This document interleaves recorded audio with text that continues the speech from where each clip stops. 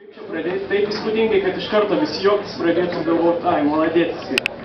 Ir prisiminiau vieną komiką, sako, jeigu nori, ateini nusimauni kelnes, jis pasijuokia, užsimauni, o, koks maladėta.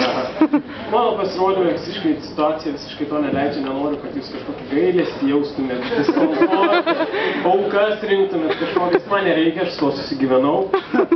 Dar vienas dalykas yra, nu gerai, nespraskit neteisingai, okei, aš neturiu tokio džedajaus to kardo. Ir aš toks negaliu žaisti beisbolo gal. Bet aš toks labiau stalo toksai tenisininkas. Gal nuo to pradėjau šiaip aš Mantas Bartuševičius iš Vilkijos Kolonorėlą.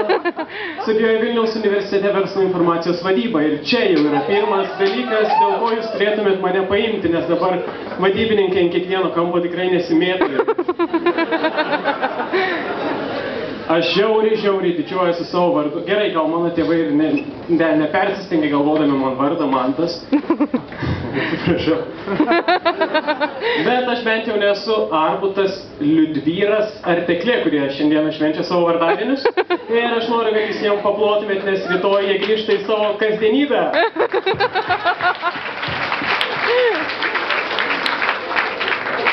Aš antiek myliu savo vardą, kad aš netgi buvau, taip galvoju, prisilipinsiu savo pravardę. Ir galvoju, žiauriai kietai būtų, jeigu Hebra vadintų mane, galvoju, Herkum, nes Mantas, Herkus, Mantas, žiauriai kietai, bet visiškai nelipo, nes, nežinau kodėl net iš tikrųjų, bet Hebra ir toliau vadina mane Skundiku. Nežinau, kas nutiko.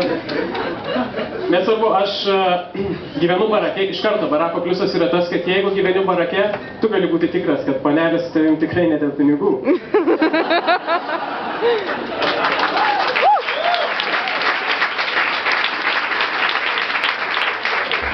Ir prie barako pastatė dabar, aš gyvenu Saulėtekį ir prie barako pastatė tą, nežinau, garsėje turbūt dabar jau biblioteką. Ir man atrodo, kad čia žiauriai geras dalykas, bet jinai bematant tapo tokia nauja hipsterių šventovė. Ir aš, pavyzdžiui, matau vienas pažįstamas toksai mano ir sakau, aš tave labai dažnai matau einant į biblioteką. Ką ten darai? Jis sako, tai su draugeliais arbatas išgeriam kavos, pažaidžiam kortom, alijas, o tu, sakau, aš einu knygą paskaityti. Tai knygą ir barake galima paskaityti.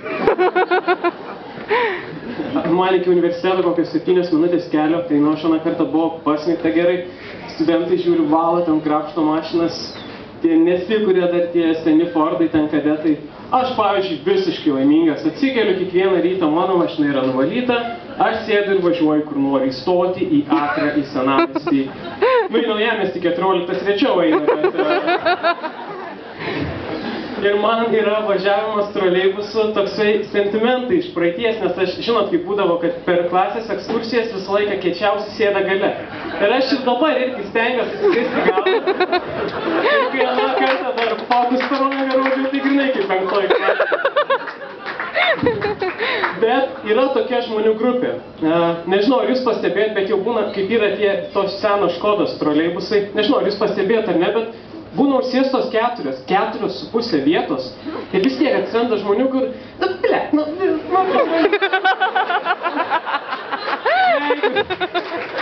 jeigu tai yra simpatiška panelė, gerai, bet jeigu tai yra bachūras, mano nuomonė lygiai tokia pati kaip ir apie grupinį seksą. Prie manęs dar vienas bachūras tikrai nesitrins. Dar vienas dalykas man nutiko neseniai, patyriau labai didelę gėdą, nežinau, gal jums yra tai buvę, nuėjau į Kamčiatkos iki, iš karto tiesiai alkoholio skyrių, žodžiu stovi ten garkuosiu, ir matau, kad ateina mano pažįstami. Mano pirštas iš karto kyla į viršų, ties Čiaku, ten Red Label, jie manęs prieina, sako, sveikas, sako, ką darai? Draugelis, pagert varysim dirbti. Pradienis, tai... Ir žodžiai, aišku, nueina rinkus, aš dar skambutį padarau. Jo, nėra litrinio Džeko. Gal, jo, 2 nuosekis. Ne, man pinigai nėra svarbu. Ir tada, aišku, didžiausia gėda atsitinka tada, kai aš jas prie kasos vis tiek susitinku su Aksiniu Sovietskį ir Centas, Zagirau. Jo, dar vienas tikrai juokingas dalykas. Neseniai varėm su kambarioku pažiūrėti Lietuvos Ryto ir Chimki rungtynių. Aš realiai variau pažiūrėti gyvą Jomantą. Nors klausimas, kai jis išeina į aikštelę, kiek jis gyvas yra. Bet žodžiu, nepamačiau, bet vis tiek nutiko vienas įdomus dalykas, kuris nutinka visą laiką, kai aš nueinu į kažkies rungtynės. Visą laiką atsiranda iš galo balsas, kuris visą laiką nepatenkintas yra visko. Čia blėt, prapysan, na. Ir žodžiu, kad ir kur besėdėčiau, kažkada sėdėjau pačiam galiai, vis tiek iš galo atsirado. Ir žodžiu, nutiko taip. Nutiko taip, kad ketvirto kėlinio maždaug gal buvo įpusėjęs, gal jau ketvirtas kėlinys. Ir Lančiaras, aukštaūgis, Simki prasižengė širkščiai labai. Ir vėl iš galo balsas. Oi, blė! Ateik čia, blė! Gaidėjau čia, aš tau galvo per pysį. Nu, žodžiu, kažkas panašaus buvo. Aš įsivaizduoju, pavyzdžiui, save. Jeigu aš eičiau muštis su Lančiaru, nu kiek aš atsilaikyčiau, nu 10 minučių, bet jis vis tiek atidarytų mašiną, po to ir ištrauktų mane.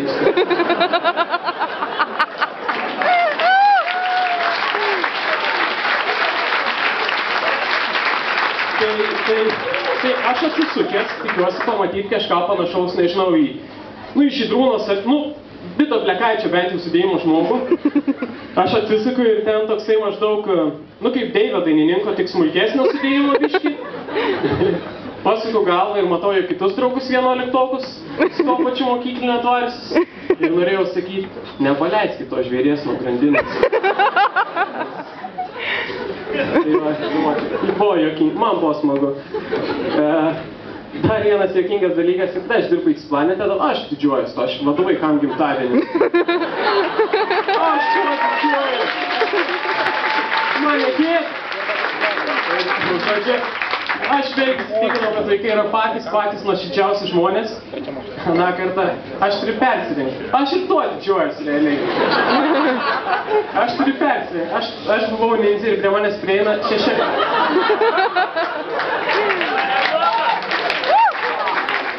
Ir prie manęs prieina 6-metis ir sako, o tai tu ninja, čia kaip višliukas ninja? Jo. O kodėl tu nežalės ir smirdė alum? Kad tave geriau matyčiau.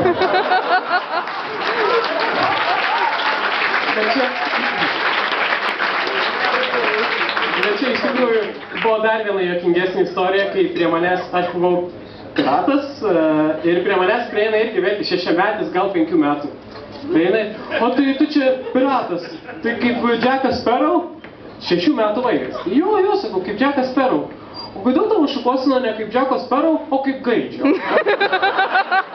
Aš jam norėjau sakyti, tai davai, išeinam po gimtadienį į laukus.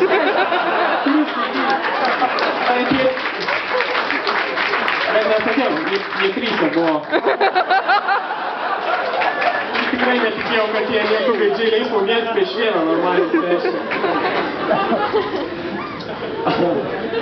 Dar yra vienas dalykas. Aš jau žinau, kad čia yra žmonės susirinkę tie, kurie nemėgsta anekdotų.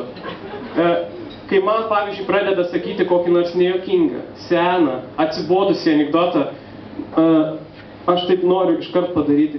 Ateik. Atsiklauk man kelią, dabar biškį įsižiau, gerai? Pabūk. Tai va, ir aš nesuprantu, kaip šį vakarą niekas nepaminėjo Piščiaus. Man keista. Aš, pavyzdžiui, asmeniškai pateisinau anksčiau 5 procentų žmonių, kuriem patinka Piščius. Tai yra žmonės sergantis kažkokiam psichinėm ligom ir kurčnebyliai. Bet aš neseniai paklausiau tą anekdotą anglišką Fisherman. Aš ta prasme nepateisinu dabar. Ir paskutinis dalykas, prieš paskutinis, aną kartą draugui rašau, žiūrėk, į Linkomanį įdėjo naują Paranormal Activity. Nežinau, kas čia per filmas. Su paprasta buitinė kamera filmuotas. Tai palauks normalios kokybės.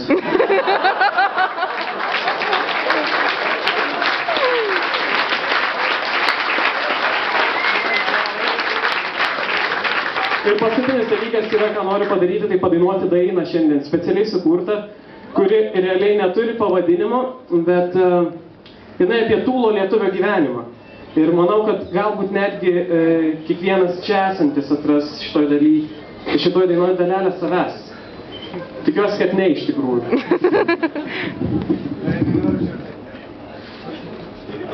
Ar girdisi? Gerai. Matau, kad gerai.